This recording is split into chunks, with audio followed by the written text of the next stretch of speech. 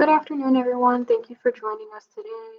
We will get started in a few minutes. Please go ahead and familiarize yourself with the chat functions and all of the other mechanisms of this platform.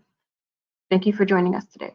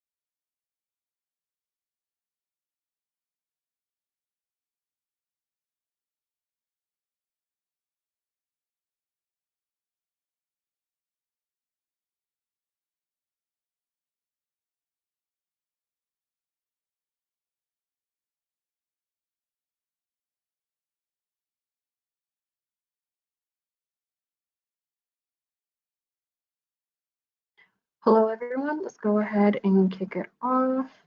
Thank you for attending our webinar today on trauma-informed care in the maternal health field, facilitated by Sarah Gormley from the Atlanta Birth Center. My name is Noor Hello, and I am the Educational Program Associate with Healthy Mothers, Healthy Babies Coalition of Georgia. I will be the moderator for the talk today. A bit on what this organization is about.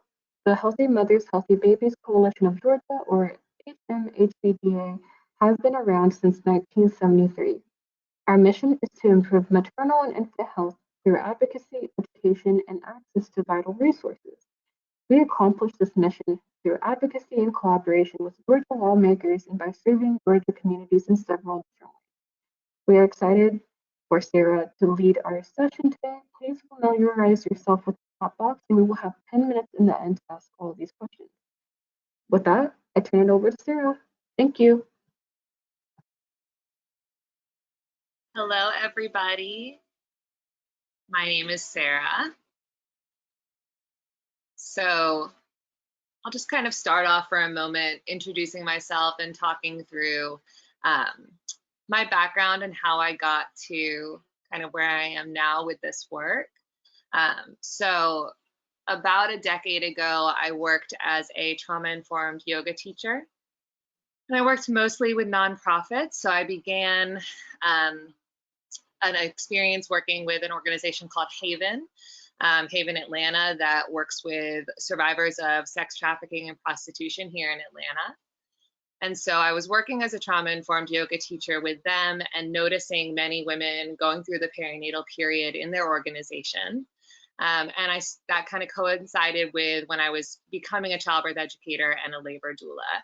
So I started working with that population primarily in this role of a labor doula and a childbirth educator. And I was noticing, really kind of increased levels of trauma in that population. So I started to apply my lens of trauma-informed yoga to the work I was doing as a birth professional.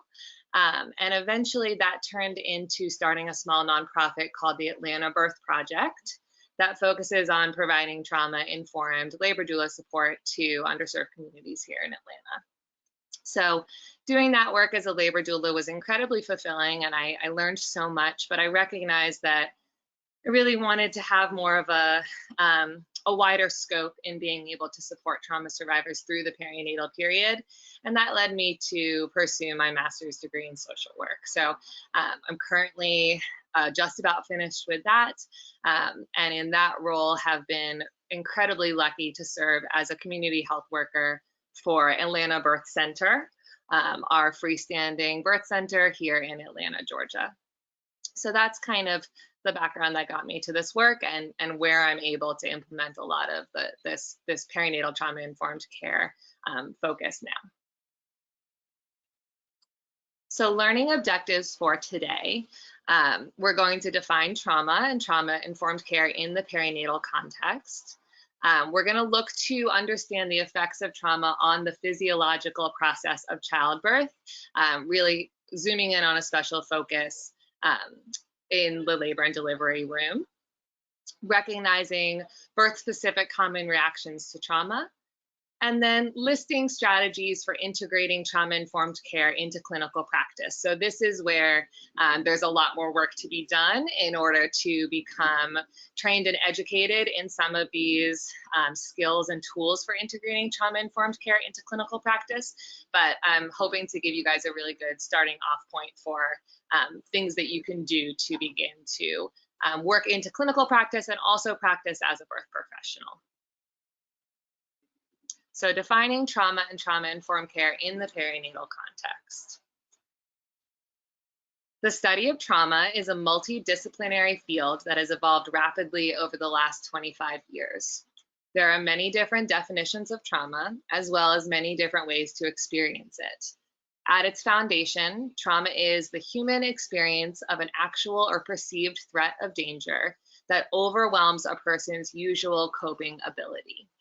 Trauma can be simple or a singular event, a singular unexpected event, such as a natural disaster or a one-time sexual assault, or it can be complex, meaning repetitive experiences with cumulative effects, such as racism, domestic violence, and ongoing abuse. Within the healthcare field, we often talk about trauma using the term ACEs, or adverse childhood experiences, as indicators of trauma in a client. We also sometimes refer to trauma as toxic stress. So I'm going to show a short video here on toxic stress from Harvard University. We all want to give our children what they need to grow to their full potential. As parents, we play an important role in their development, but our parenting is affected by the supports and challenges in our lives, including experiences that cause what's known as toxic stress. Stress is called toxic when it doesn't let up, and there aren't supportive relationships to help us cope. That can make it hard to get through the day, let alone be the best caregivers we can be. The overwhelming burden of toxic stress can affect the health and well-being of adults. It can also affect the development of children in ways that can last a lifetime. Stress that puts us in a constant state of fight or flight can make it feel like we're always on edge, or like it's impossible to calm down. And these feelings can overload our ability to provide the supportive relationships that children need in order to thrive. Think of toxic stress as heavy cargo. Just as a truck can only haul so much weight before it stops moving forward, challenging life circumstances, like losing a job or not having a place to live, can weigh us down. And just as a truck can break down if it carries too much for too long, we too can wear down from being overburdened without the support we need. When toxic stress is related to things we can't control, like poverty, abuse, or racism, it can feel especially heavy to take on. But experiencing toxic stress doesn't have to determine who we are or how we act. And understanding how stress affects us can empower us to make change in our lives. There are things we can do to buffer ourselves and our children against the effects of even the most intense stress. Just as redistributing cargo from an overloaded truck can help it run again, supports and services, things like food pantries, job training programs, or even just talking with someone who cares, can help us focus on caring for ourselves and our children. And just as regular maintenance is required to keep a truck running, reliable access to community services can help us manage the load during challenging times. Reaching out to get support can be difficult, but things that might seem very small, like sitting and breathing deeply, playing I Spy with your child, or even sharing a walk or a snuggle can make a difference. Over time, these small steps can build our resilience and our children's by strengthening the skills and relationships that help us cope. And our communities can build resilience too by providing services and opportunities to help all families thrive. Supports like these help build a strong foundation for developing brain architecture. So the earlier we can provide them, the better. But the brain is capable of change throughout life, and it's never too late for a tune-up. Coping with and healing from toxic stress takes a lot of effort and support, but we all need the help of others in difficult times. And building resilience and strength in our families and communities is one of the most important investments we can make as a society. In the end, it will help all of us become the parents that we want to be.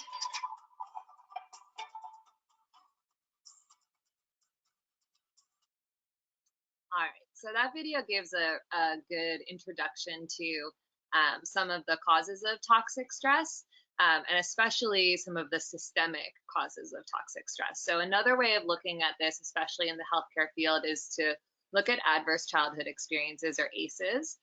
And this ACEs tree does a great job of sort of showing some of the adverse childhood experiences that can take place, like maternal depression, emotional and sexual abuse, substance abuse, domestic violence, homelessness, incarceration, mental illness, divorce, and physical and emotional neglect.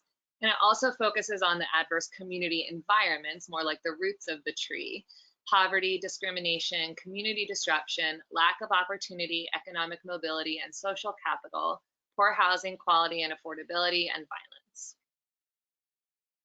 Currently being researched and incorporated into our understanding of trauma is the role of collective historical events as well, such as slavery, genocide, and mass incarceration. The first major and largest ACEs study was completed from 1995 to 1997 and revealed two important truths that are now backed by a large body of scientific study.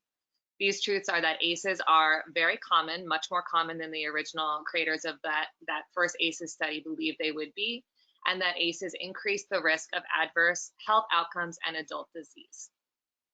Trauma-informed care is a response to the prevalence of trauma and its harmful effects in the communities we serve.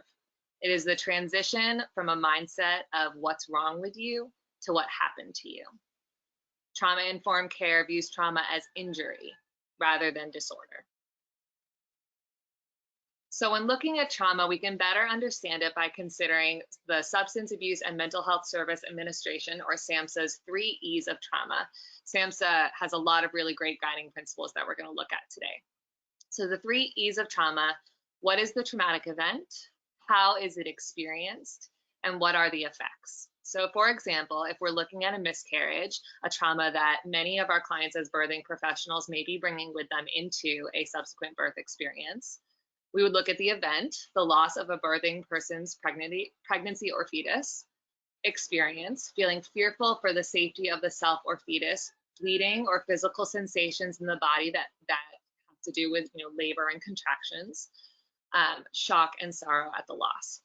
The effects may include feeling disconnected from the body or baby in a future pregnancy, or perinatal anxiety and depression.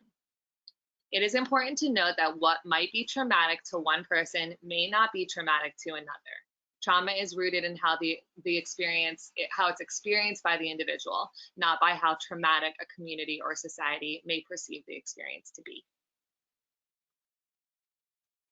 So continuing with some of SAMHSA's phenomenal guiding principles, we'll look at the 4 R's of trauma-informed care. These are realize, recognize, respond, and resist. So generally, in SAMHSA's guiding principles, realize is to realize the prevalence of trauma in the birth. Oh, I'm sorry. We're going to go ahead and take those R's and we're gonna bring them to perinatal health and wellness. So skipping right to it. Realize, we're realizing the prevalence of trauma in the birthing population and understanding the effects of trauma on labor and birth, especially the physiological process, perinatal health and wellness, and maternal and neonatal outcomes.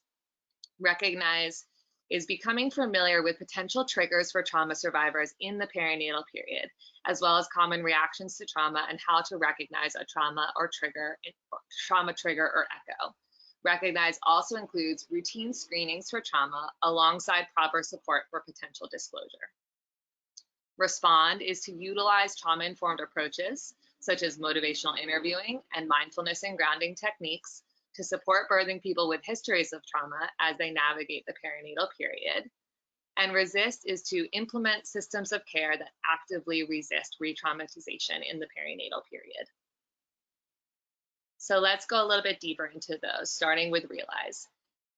These are just some populations that we know experience trauma disproportionately. Women, 1 in 3 women experience sexual or physical abuse. 10 million Americans per year are physically abused by an intimate partner, and a sexual assault occurs every 2 minutes across the country. If you're a woman in America, you're 4 times more likely to be stalked by an intimate partner and 14 times more likely to be raped. At least 50% of American women will experience at least one trauma in their lives, and approximately 10% of the female population will go on to develop PTSD. Marginalized communities of color affected by economic instability, poverty, crime, institutionalized racism, and oppression and violence. This includes the truth that Black people are nearly 4 times more likely as white people to die because of an encounter with law enforcement, Native Americans, who are twice as likely as any group to experience rape or sexual assault. Women of color disproportionately bear the effects of Georgia and our nation's alarmingly high maternal mortality rates. And other communities to consider include LGBTQ, disabled, and immigrant communities. Going through the populations that experience trauma disproportionately really brings to mind something that I intended to do at the very beginning of this session, which is to welcome you all to take breaks throughout the next hour. A lot of what we're talking about is heavy. And many of us who go into trauma work, may very well have trauma histories of our own. So please feel free to take breaks, to turn off my voice anytime you'd like, to really feel your feet on the floor or your body in your chair, and take deep breaths if you start to notice yourself feeling dysregulated throughout this presentation. So in order to realize, it's really helpful to do a little bit of a brief overview of the neurobiology of trauma. So I'll try to make this brief because there's a lot here, but Bessel van der Kolk does a really beautiful job of explaining this in a kind of condensed way in the book, The Body Keeps the Score. So the thalamus perceives danger by receiving sensory information and a "this is what is happening to me" summary to the amygdala and frontal lobes. The amygdala's job is to quickly and automatically determine if the perceived danger is a threat to our survival, triggering the release of powerful stress hormones, which increase heart rate, blood pressure, and the rate of breathing, preparing us to run away from the perceived threat. This is the fight or flight response designed for species survival. The frontal lobes are less automatic than the amygdala in their processing of a perceived threat, using important cognitive awareness to understand if a stress response is truly necessary. The right and left dorsolateral prefrontal cortex determine the context and meaning of an experience, telling us how our present moment relates to the past and how it might affect the future. So taking what we know, this brief kind of neurobiology look, this is an MRI of an individual experiencing a trauma trigger and having a fight or flight response. So the left brain, you can see on the MRI, the rational or logic brain has shut down. So we see more of the blank kind of white spaces. The right brain is the intuitive or emotional brain, and this lights up. We see the dark spaces there.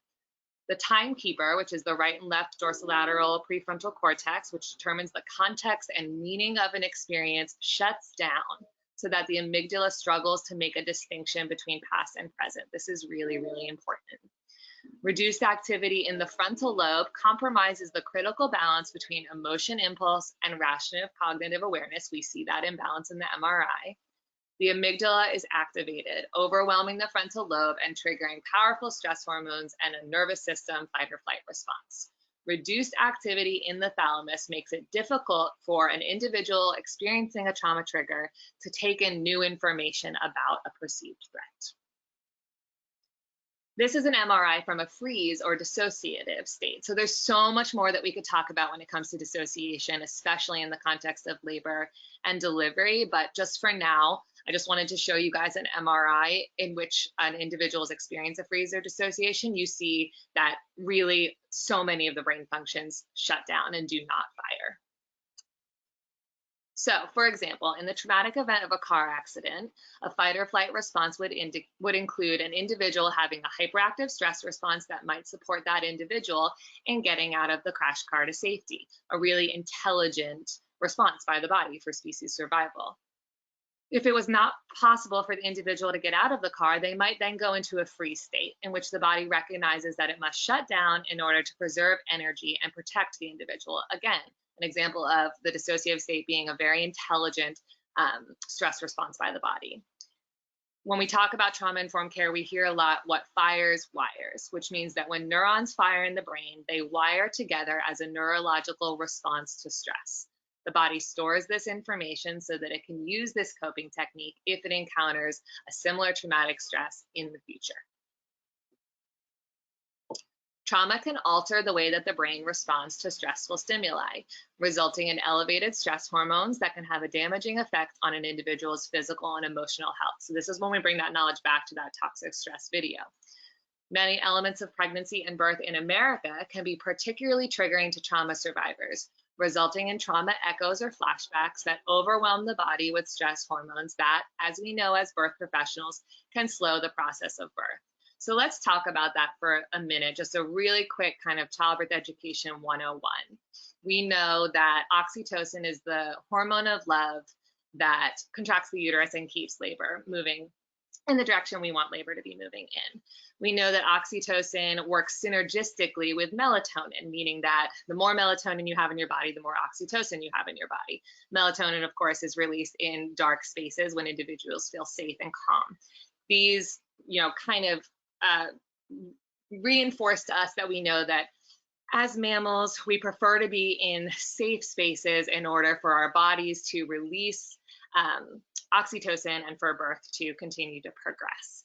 So we also know that as mammals, if we think of a laboring horse, everyone is sort of quiet around the laboring horse, and we try not to spook or scare them, knowing that if an individual or if a mammal was to be spooked or scared in labor, they might have their stress hormones come in, and stress hormones are a direct blocker to oxytocin, right? So the more stress hormones we have in the body, the less oxytocin we have in the body. And this is also for species survival, right? So that mammal can pause birth if there's a threat, get to another safe space, feel the melatonin and the oxytocin come back in when they feel safe, and have labor continue in a place where that mammal would be safe to labor.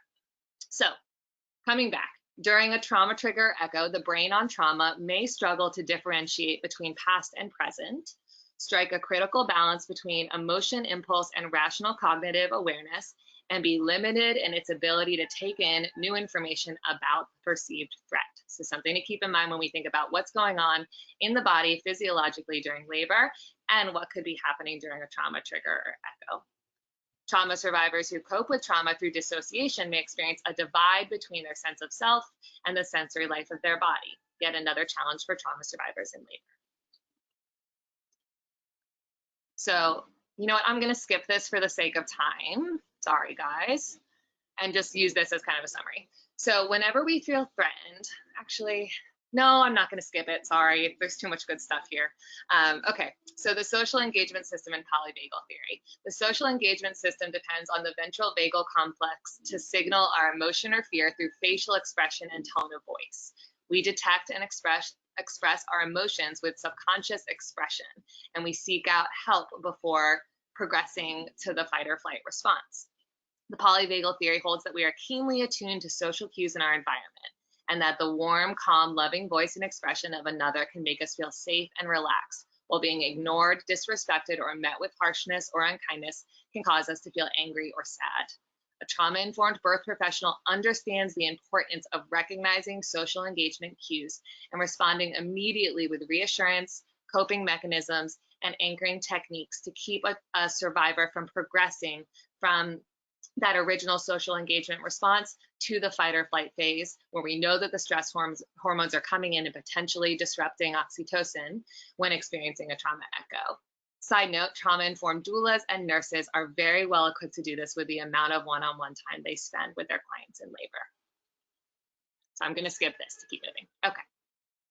So on to Recognize. A book that is phenomenal if you'd like to learn more about this subject is When Survivors Give Birth by Penny Simkin, and I'm not going to remember the first name of Klaus, but Klaus is the person that she worked with on that book.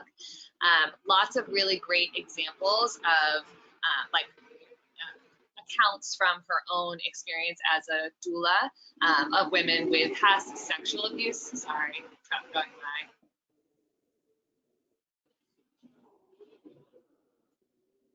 So this is one that really stood out to me. Joanna, a 34-year-old first-time mother, had for years been sexually abused by both her uncle and her father. Her childhood experiences led her into a long period of substance abuse, depression, chronic fatigue syndrome, and great difficulties in her marriage. She had devoted much effort to healing and had overcome many effects of her abuse. But since becoming pregnant, she had no confidence in her ability to cope with pregnancy, birth, or the demands of parenting. She had quit working in order to spend more time and energy on self-nurturing. In childbirth class, the intimacy, touching, and comfort between the other couples in the group was hard to witness, and it was impossible for her and Paul, her husband, to participate. She did not share most of her classmates' enthusiasm for her husband's presence at birth. She was not sure she wanted hers to see her in a state of helplessness, but she did want him to see their child being born. Joanna's greatest fear was that something in labor would trigger body memories or feelings of victimization that would need to be processed right then. So, common reactions to trauma. How do people tend to react in the immediate aftermath of trauma? Post-trauma reactions are extremely common and are, in fact, the way the human survival system is built. They tend to come in categories and usually in this order: re-experiencing the trauma, hyperarousal, avoidance of reminders, changes in perception of the world, the self, or others, and changes in mood. These changes are due to the fight, flight, or freeze reactions and inhibitory learning. These are just a few common reactions to trauma gathered from the VA. I'll let you guys just kind of take a look briefly rather than go ahead and read through them all. We're going to get into more detail about birth-specific common reactions to trauma in just a moment.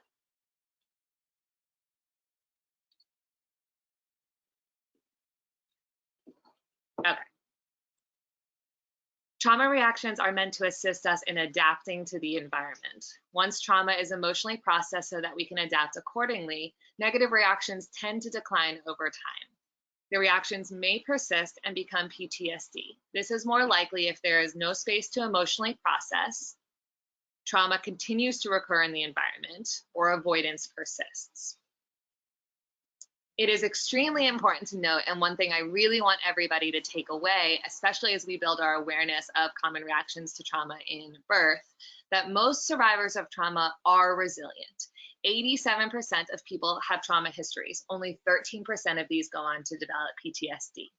Some trauma-related beliefs may be adaptive for the environment and are not PTSD. For example, if you live in a high-crime neighborhood, it makes sense to watch your back and be careful walking late at night. Please try so hard to assume strength and resilience with clients who may have had past trauma. There's a difference between offering resources and suggesting that a client needs help. The last thing a survivor needs is to get the message from their care providers that you don't think that they can handle things or that they need to be treated with kid gloves. So, potential triggers for trauma survivors in pregnancy and birth. A lack of bodily autonomy, the changing pregnant body, growing another body inside her own, medical examinations without verbal consent, medical examinations with consent that she feels she is forced to do for the health of her baby. An awareness of emphasis on or physical touch of body parts associated with sexual abuse or trauma, power dynamics in the patient-care provider dynamic, feeling out of control, helpless, or fearful in labor, verbal cues in labor that remind her of her abuse, just let go, relax, surrender. A lot of the language that gets used in childbirth education classes and with doula support kind of falls into these categories of verbal cues that might be triggering. A woman who feels a disconnect from or negative association with her body might not find comfort or guidance, and instead may feel ashamed or frightened if you tell her to trust your body and do what your body tells you to do in labor. For women who have had a traumatic birth, various elements of the birth experience itself can be triggering. Terminology, medical procedures, the sensations and stages of birth, her partner's presence, etc. A few more. Confusion and anxiety over body boundaries, such as blood draws, cervical exams. An individual might have spent much of their life really honing in on what their boundaries were, and then in the perinatal period, it feels like those boundaries are just sort of going out the window for the health of the baby. Distrust of medical providers perceived as authority figures, resistance to medical providers telling her what her body should look like or do, avoidance of medical interventions in order to limit feeling out of control or limit another's control over her body, shutting down labor progress at the level of pain where she can maintain control, avoidance of pain in labor through medication or elective cesarean, resistance to, we mentioned this, resistance to the language and expectations of childbirth classes and culture, flashbacks, dissociation or body memories in labor, reaction to fear of losing control perceived as being difficult or presenting with a hostile personality. I'm going to skip this one for the sake of time. So in Survivors Give Birth, Penny Simkin and Phyllis Klaus do a really beautiful job of laying out some of the power differentials between care providers and pregnant women. Some of these are things that we that some care providers in certain environments can't necessarily control, such as being, clothed in a white coat versus a woman wearing a hospital gown. But bringing awareness to these power differentials can be really, really valuable. So even just a care provider being upright and a pregnant or laboring woman lying down, I work with a lot of providers who, when they come into the room, they sit in a chair or they crouch by the side of the bed. And this is one way to really try to level out that power differential. Scroll through myself and see if there's any else here that I can speak kind of personally towards. Using medical jargon versus not understanding medical jargon, right? Informed consent. And we're going to get into this a lot more a little bit later on, some of the tools that we can actually use as care providers.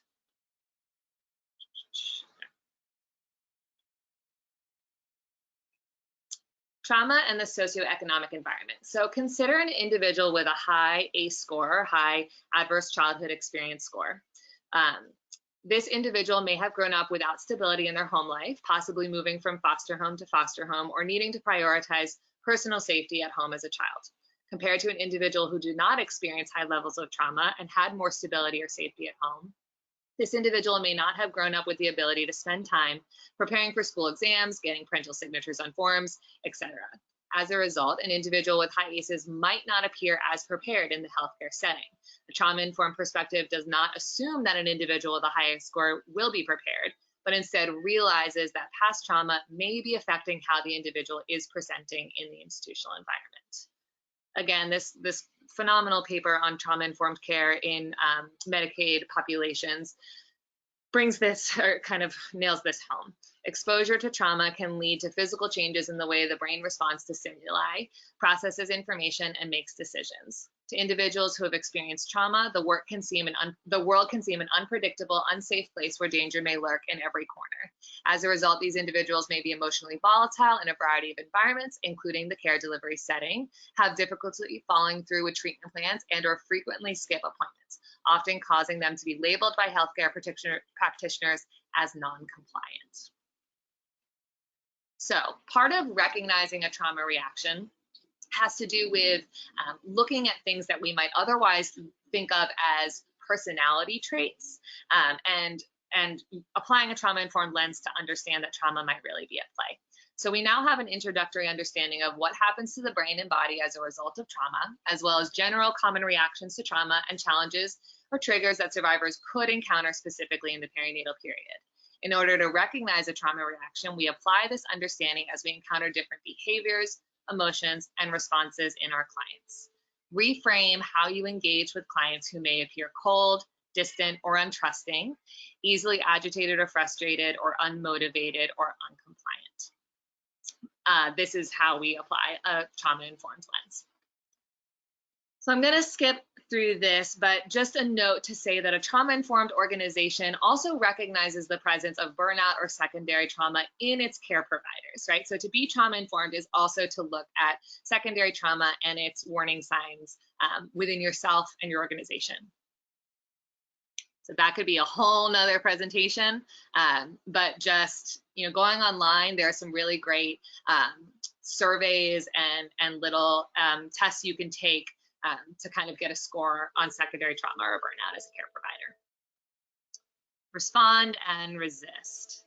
How do we respond to the presence of trauma in the communities we serve and actively resist re-traumatization? We do this by applying key concepts of trauma-informed care, implementing trauma-informed practices, policies, and procedures into our work and our workplace environment, and training staff in trauma-informed approaches. So more of SAMHSA's wonderful guiding principles. SAMHSA has these 6 principles of trauma-informed care. They are safety, trustworthiness and transparency, peer support, collaboration and mutuality, empowerment, voice and choice, and cultural or historic gender issues. Again, this could be a whole nother very long presentation, breaking down these principles, applying them to the birth experience in the labor and delivery room that we don't quite have time to do all of today, but here's a chart that I did with another organization that was seeking, a perinatal organization that was seeking to become trauma informed in their clinical practice. So going through these 6 principles and just looking at what you do as a provider and as an organization. Safety might include asking permission before touch. I've worked with care providers who do a really beautiful job of saying things like, you are in control here, right, before they do a cervical exam. Stopping a cervical exam if an individual feels uncomfortable. What else? Safety could include domestic violence screenings. Trustworthiness and transparency could include talking about expectations, the willingness to provide extra time or be adaptable in scheduling, relationship building with clients, aiming to see if you can structure your work to have more one-on-one time. And this organization in particular had a direct line to their midwifery staff. Peer support might include support groups. Let's see, collaboration and mutuality tends to be things related to informed consent, client feedback surveys, open lines of communication around medical students and their involvement in the birth room, empowerment, voice, and choice. This is also informed consent, giving choices, options, and empathetic listening. Cultural, historical, and gender issues might include, what are you as a care provider or your organization doing in order to understand and bring into your practice a awareness of some of those systemic ACEs, the adverse childhood experiences, or toxic stress causes that we looked at before. So going back. So some other trauma-informed perinatal practices that could be good for a clinical environment. Identifying areas of need, food, housing, safety, etc., and providing support and connection to resources. A great way to do this, because for many medical care providers, there's not a lot of time that, in our medical, maternal health care system for this. Staffing a perinatal social worker is a beautiful, beautiful way to address this issue. Promote opportunities for peer social support through support and prenatal care groups. Again, something wonderful that a perinatal social worker can help with. Incorporate strengths-based assessment into intake or social work meetings to strengthen skills. You guys can see my bias coming through here that I wish that every medical care group had a staffed perinatal social worker. But really trying to tune into an individual's strengths so that you can utilize them in their care plan, which we're going to talk about later, putting together care plans for clients. Screening for trauma by collecting ACEs or using the SAFE questionnaire. Providing multiple opportunities for disclosure, but never forcing or requiring disclosure. Also screening for postpartum mood disorder and domestic violence. So I wish we had more time to talk about opportunities for disclosure, for voluntary disclosure, and what systems may need to be in place in order to screen for trauma using the ACE questionnaire, because that can be a really wonderful way to bring our awareness to which of our clients have experienced past trauma. But we don't just want to get that information from them and then do nothing additional to help support them. So that's a whole nother thing we could talk about too. Crafting a care plan that maps social support systems, perhaps gathered from that strengths-based assessment, strategies for coping. What are this individual's strategies for when they feel overwhelmed during a cervical exam? Or have they worked with a therapist before to identify what some of their coping techniques are for limiting re-traumatization in daily life? And how a client will communicate that a stressor is happening. How will they be able to say that to their care provider? What do they want their care provider to do in that scenario? Ask permission before shutting doors, engaging in touch, or inviting another person into the room. Communicate every step of the way repeatedly. Provide informed consent. Foster a safe, warm, cozy environment. Be aware of artwork that could be triggering. Maintain consistency in clinic rules and policies. This one is really hard in, again, just some restrictions about our maternal healthcare system, but trying to limit wait times, or at least allowing an individual some sort of freedom in terms of where the client has to wait. Incorporating client strengths and supporting systems into their plan of care, like we mentioned. Okay, so integrating trauma-informed care into clinical practice, part of our resisting re-traumatization. SAMHSA has 4 key ingredients to trauma-informed clinical practice. These are involving patients in the treatment process, universal trauma screening, training staff in trauma-informed approaches, and engaging in referral sources and partnering organizations. So what are some of the trauma-informed tools for preventing re-traumatization? These might include routine trauma screening, such as ACEs or the SAFE questionnaire, motivational interviewing, which is a really wonderful trauma-informed skill. Usually you can go as far into this as you would like in terms of how much training you would like with motivational interviewing.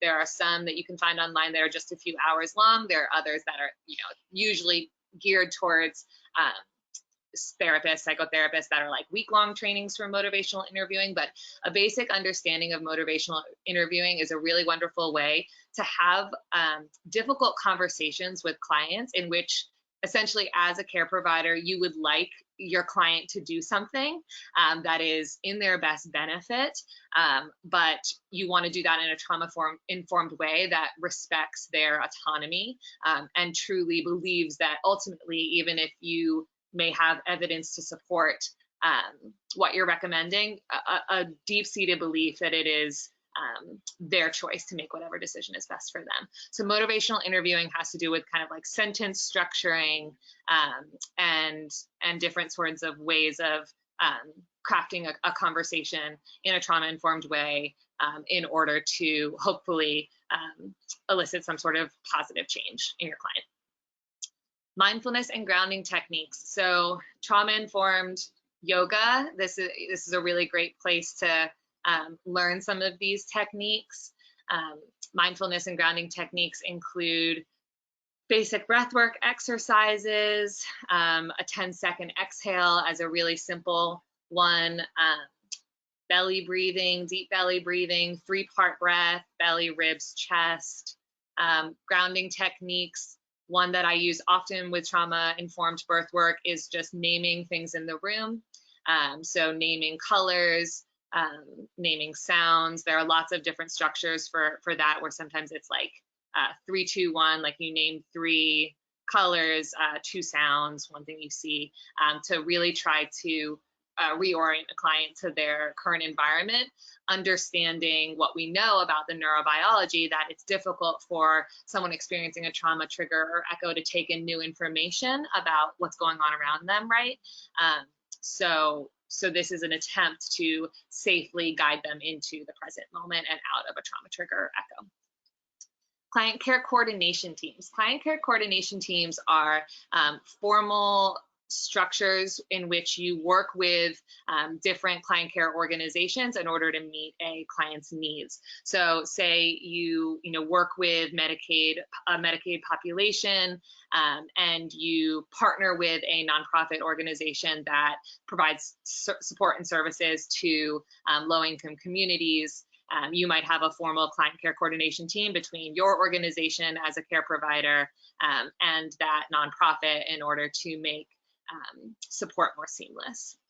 Again, community partnerships, and then warm referrals, meaning not a cold PDF list that you hand to somebody if they let you know while in your care that they are having trouble paying their rent, and you've heard of an organization that can do that. That's a great place to start, but it would be incredible to be able to have a warm referral in which you have a working relationship with a client care coordinator at that nonprofit, and you know that they are actively running during COVID, and you can get them set up in that way. Utilizing a perinatal social work for case management and individualized care plans. A lot of this falls under the job description of a social worker to be able to provide case management to clients. Screening for and addressing secondary trauma or burnout in staff. There's a really wonderful organization that does a training called the Critical Incident Stress Management, and they focus on kind of like debriefing after traumatic experiences. So staffing somebody or training somebody on staff to be able to speak with care providers after a traumatic experience, perhaps in the labor and delivery room, so that they have a place where they can debrief and discuss healthy coping techniques to try to minimize secondary trauma and burnout in staff. Taking your own adverse childhood experience score is always a great thing to do in order to build your awareness of what you are bringing into the birth room.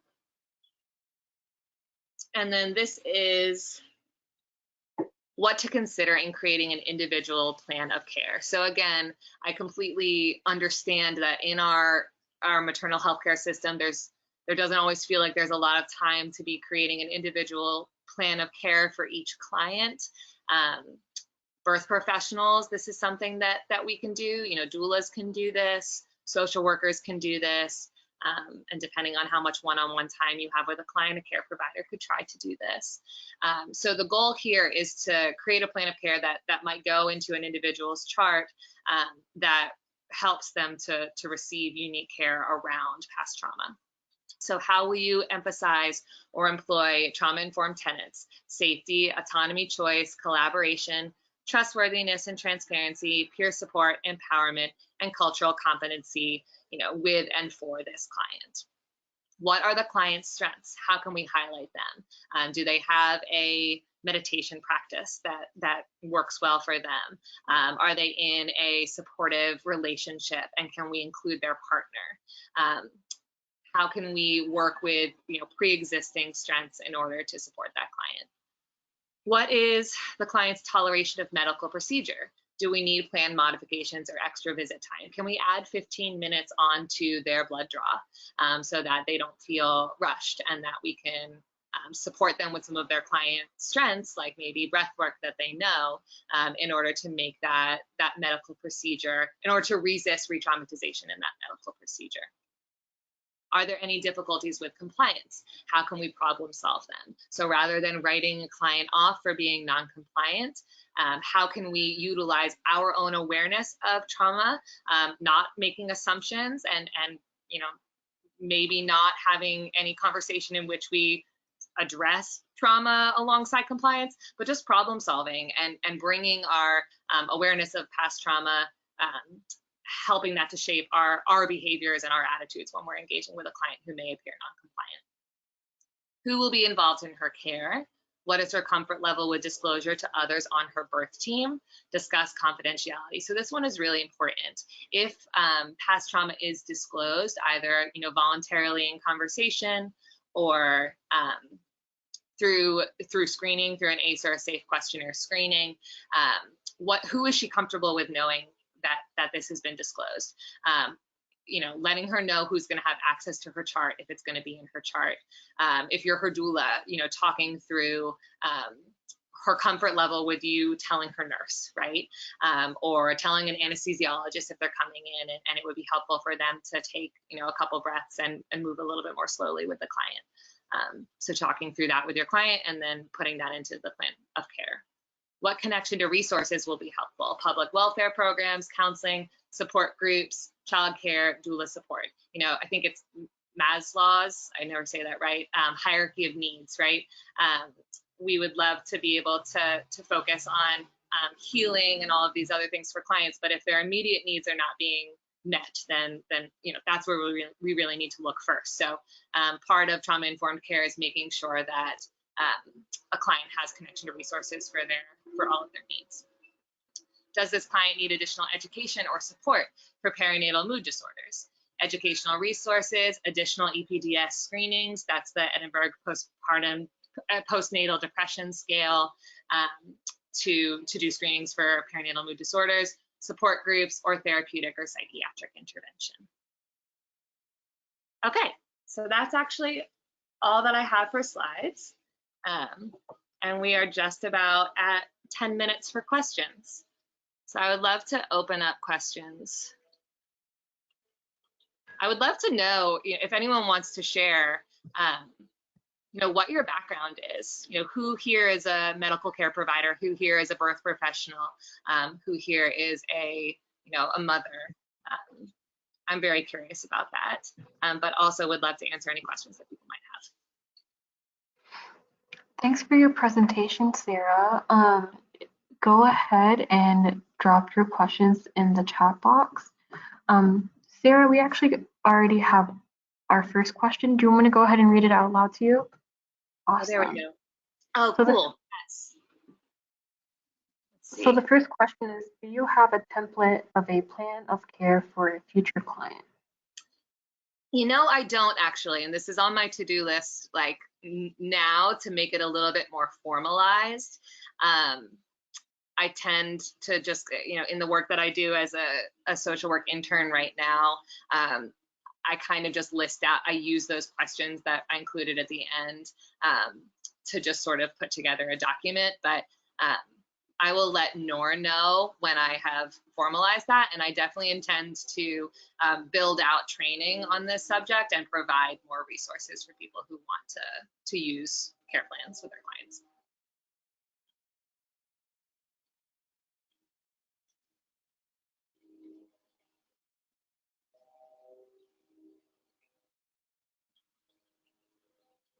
I'm sorry to those who didn't have sound. Just seeing that now. Awesome, awesome. So in our audience, we have mothers, birth workers, holistic doulas. We also have a midwife student from Belgium. Hello, nice to have you here. Foster moms.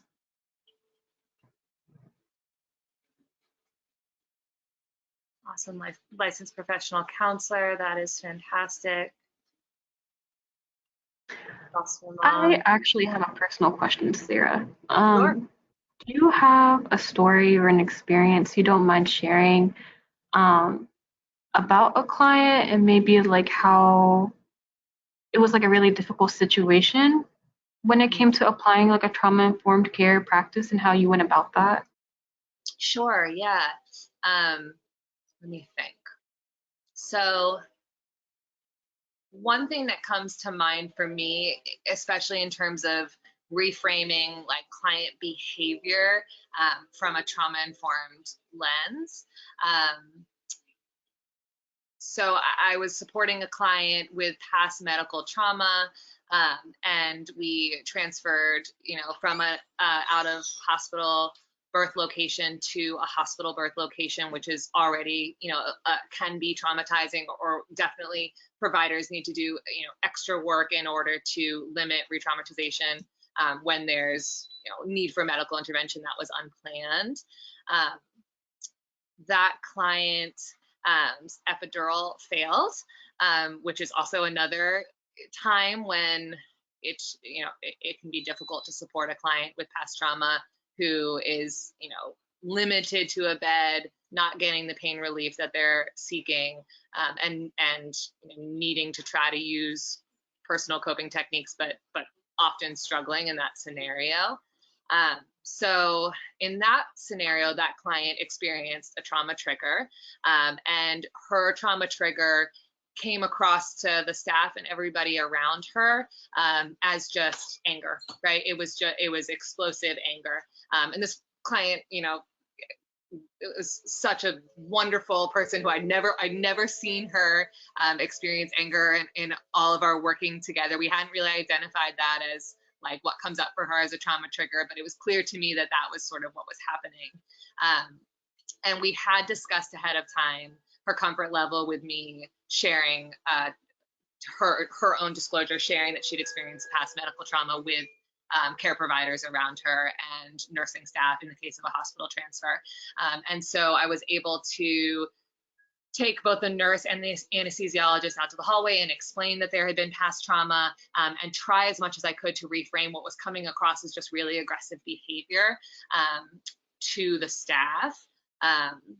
I think those are some of the most challenging experiences, because people, understandably, nurses who work really, really hard and care providers that are just trying to do their job feel personally attacked in an experience like that. So that was like step one of what I did, was try, with her pre-approved permission, try to inform her staff around her that this was a trauma response and not, meaningful disrespect. That was sort of step one. We then identified that cold, like ice cubes, was something that she had worked with her therapist on, helping to pause a trauma response from happening, which is a really evidence-based tactic, is using cold therapy to, I don't know a lot about it, to be honest, as to like why that helps to pause a trauma response. But we had identified that as something that would be useful. So I went into the hallway and I got ice chips, and we did ice on her forehead and on her neck. And that was helpful. That caused like the most immediate sort of like reorienting. And then we went to using her breathing techniques, kind of pre-established breathing techniques, and visualizations for body relaxation, a body scan that helped that client to come back to the present environment. So that's one example that I can think of in which, I utilize some of these things that we talked about today. Our next question is, what suggestions do you have for working with the teenage population? That's a great question. One of the first things that comes to mind for me in working with teenage birthing people is figuring out what their social support systems are. I think that tends to be one of the most challenging things for the teenage population, is low social support from individuals who are, understand what the client is going through and can relate. When I talk about social support as a protective factor for perinatal mental health, I always break it down into two categories for clients. One is, do you have actual hands-on help in the home from your social support, when the baby is there? And two, do you have individuals that you can talk to who really understand what you're going through? And can you see your own experiences reflected and, normalized in another person?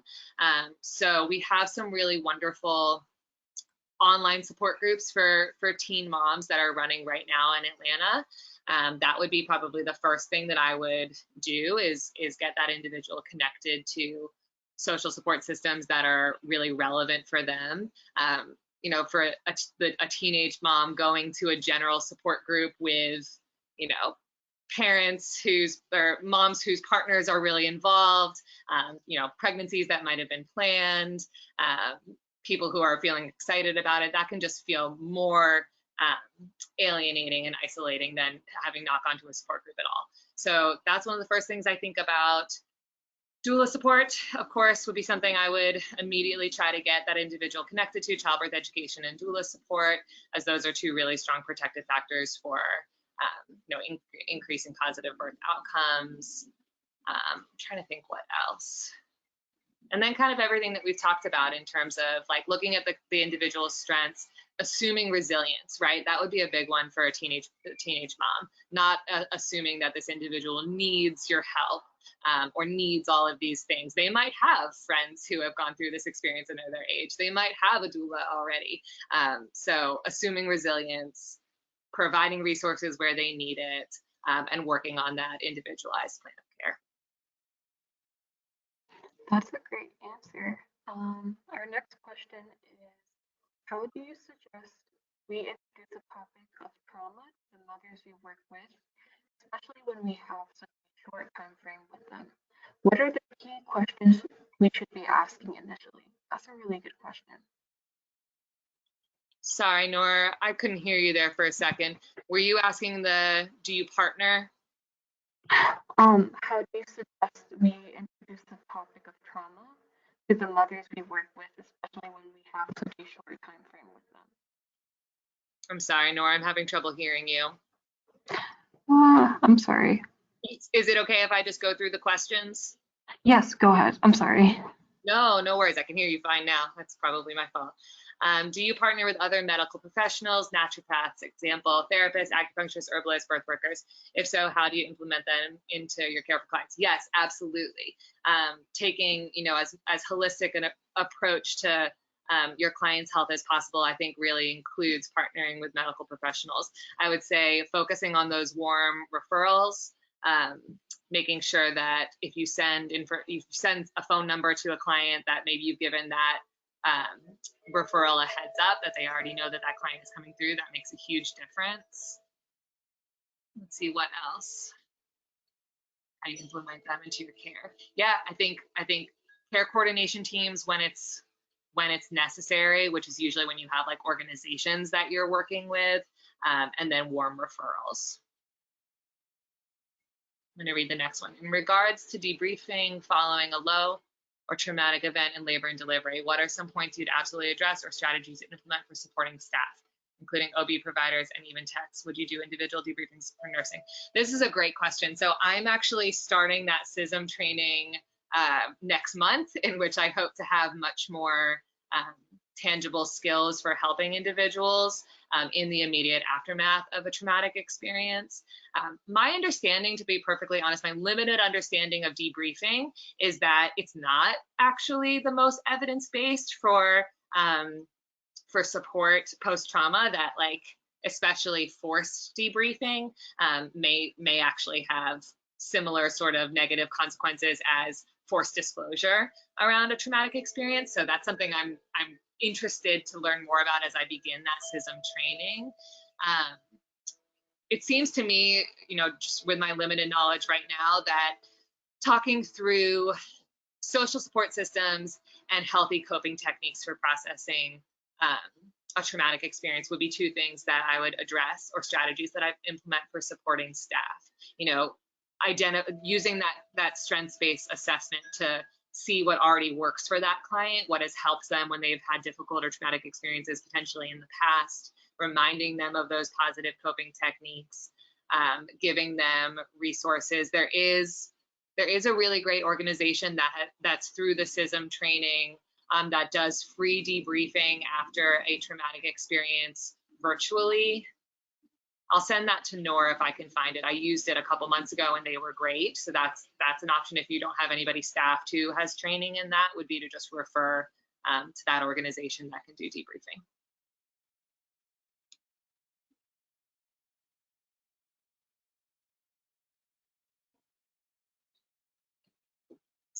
I see we're over 1 o'clock. Are there any other questions? We have 2 more questions. Are you able to see the one about the short time frame? No, I haven't seen that one. That can be like one of the last questions we take, but how do you suggest we introduce the topic of trauma to mothers when we have a short time frame with them? What are the key questions we should be asking initially? That's a really good question. I'm curious as to what capacity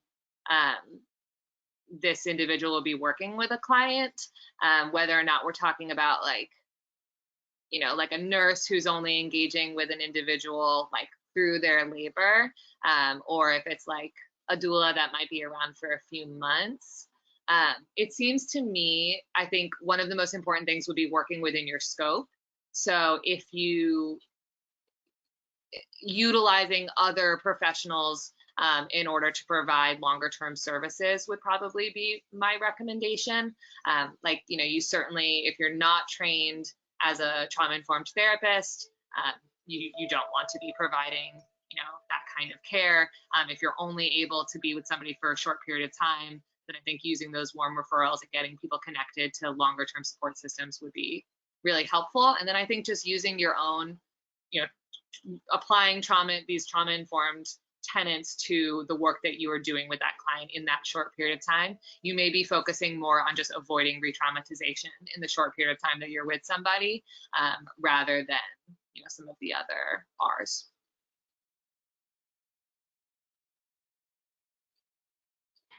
And we actually have one last one. Sorry, Sarah. And it is there certain trauma-informed methods you've used during the COVID-19 emergency? This is a really good question. One trauma-informed method that I've used that a psychologist shared with me, and was confident, this was when I was a labor doula and not in training as a social worker, and she was confident that this is something that labor doulas could use within their scope. And this is something called the COPA-HEAD skill. So the COPA-HEAD skill is, I believe it's rooted in CBT therapy, cognitive behavioral therapy, but it's basically imagining a scenario that, like, guiding your client into imagining a scenario that is a scenario that they don't want to happen, perhaps in their birth, and allowing them to feel the sensations in their body that they might feel, the stress response they might feel in their body if that scenario were to happen, and then practicing using their pre-identified coping techniques, right? So if a certain kind of breath work is something that they know and that works well for them, then you might, you know, with their partner and with whatever support systems they would like, you might help guide them into that scenario that they really don't want to happen, let them feel that stress response in their body, and then practice the breath work with them. I've used this with a lot of clients who were doing out of hospital birth and were fearful of a hospital transfer during COVID, in particular, clients who were fearful of being separated from their babies, because of past trauma throughout COVID. That's one thing that comes to mind for me. The other thing to note, that I don't really have a method for this, is just recognizing that, you know, COVID-19 is a collective trauma, right? And with collective trauma, there are a lot of things that are extremely challenging with collective trauma. There are real consequences to collective trauma, but there are also positive consequences to collective trauma that sometimes don't make themselves as readily available as like an individual trauma, because communities are experiencing it together. So just something to think about maybe would be how communities can come together around a collective trauma and provide community support around a collective trauma, knowing that, you know, we're all experiencing it together to some degree. Awesome. That concludes the end of our Q&A session. Thank you all for attending, and thank you, Sarah, for an incredible presentation. A few final notes: a follow-up email will be sent after this with a copy of the slides, the recording, and a feedback survey. The survey will close next Wednesday, so if you are applying for CE credits, please be sure to fill out the survey, and we will provide CE certificates a few days after the deadline. Thank you again for attending, and have a wonderful day. Thank you so much, everyone. Have a great day.